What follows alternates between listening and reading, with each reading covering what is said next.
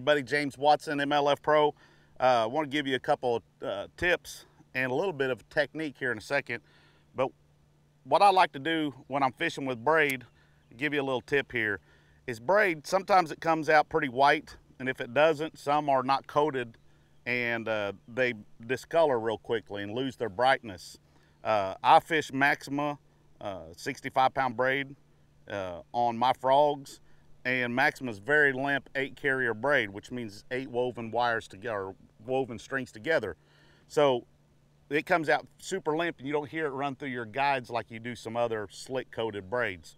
So this braid will fade to white pretty easy. So I carry a big giant Sharpie with me, and I like to color up 2 or 3 feet up my line. And sometimes if you're using it all day long, you might have to reapply it. But I like to color my braid up so I got a black line instead of a white glowing line on the top of the water there. And best thing to do is just hold it tight and Sharpie it up, just like that. Now I know you've seen this before, so I'm not giving you any big secrets here. Be honest with you folks, there's not very many secrets left in bass fishing. Sometimes they're invented, and then it's a secret for just a little while, and then guess what? Buddies tell your buddies tell their buddies. Before you know it, everybody, it's not a secret anymore. Everybody knows it. But now I'm going to go up here and I'm going to show you how I like to effectively throw a frog. Now this is, don't be mad at me, Ish. I know we're brothers and everything, but don't be mad at me. Here's Dean's frog. This is a Spro bronze eye popping frog. One of my favorites, along with Ish's fat frog. But I like the popping frog versus a gliding frog. And I'm going to, first thing I do when I get them out of the package is I flex and take my pliers and I flex my hooks up and open them up just a little bit. I do that on any frog. A lot of guys like to cut the tails down. I don't cut my tails down. Very rarely do you ever see me cut my tails down unless it's early spring and they're on beds and all they're doing is coming up and taking the tails and pulling the bait down. So give them less of a profile. But when it's hot like it is now, 85+ degree water temperature, I like to take my frog, and if you'll look over here, there's a lot of shallow overhanging cover. In the hot part of summer, folks, let me tell you, bass are not afraid to get super shallow. And I learned from one of the best frog fishermen in the world, and that's my buddy Ish Monroe. And the key to frog fishing in the hot part of summertime is putting your frog where other people dare not put it, okay?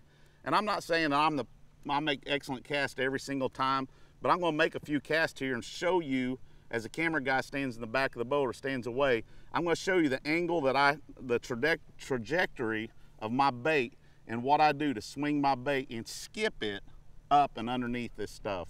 So just, this will help you catch more bass. And look folks, when you get it up underneath there, you might not see your bait for a good 5 feet worth of pull, okay? You need to listen. This is where sound takes over, okay? You need to listen to hear if something slurped your bait down, or if something's crashed it, or if somebody's thrown a freaking giant boulder off of a bridge. That's what it sounds like when one lands on top of this thing, and then hang on, okay? So a lot of it, you're not gonna see these fish eat it, you're just gonna hear them eat it, and you gotta get on them that day to see if you need to give them a second or not, okay? So we're gonna put our bait up underneath here. I'm gonna use my trusty old Motor Guide trolling motor to get us up here a little more shallow, and I'm gonna put my bait in places that you are scared to put yours. You wanna put that bait against the bank if you can. If you can get it up there far enough, put it against the bank and give your bait that whole distance of shade to do its magic.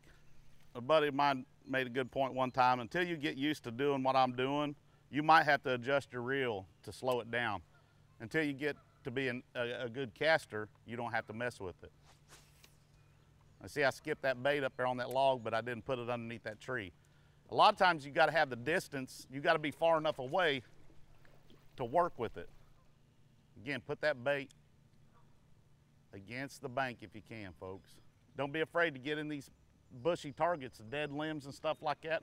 Throw that bait right in the middle of them. Again, you've got braided line. You'd be amazed how many bass sit up in there. You know, you can't catch him if he doesn't bite. So I'd much rather take the chance of being hung up and not getting a bite. Bass love willow trees too, so getting your bait up there like that is important. I ain't gonna mess around either, folks. Once I've come out of my target and I'm out of the shade 2 or 3 feet, on to the next one.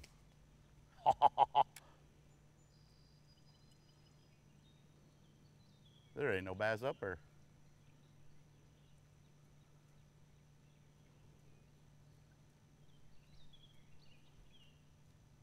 The only time I'll work that bait is when I know there's still bass on beds. I'll work it out a little bit further.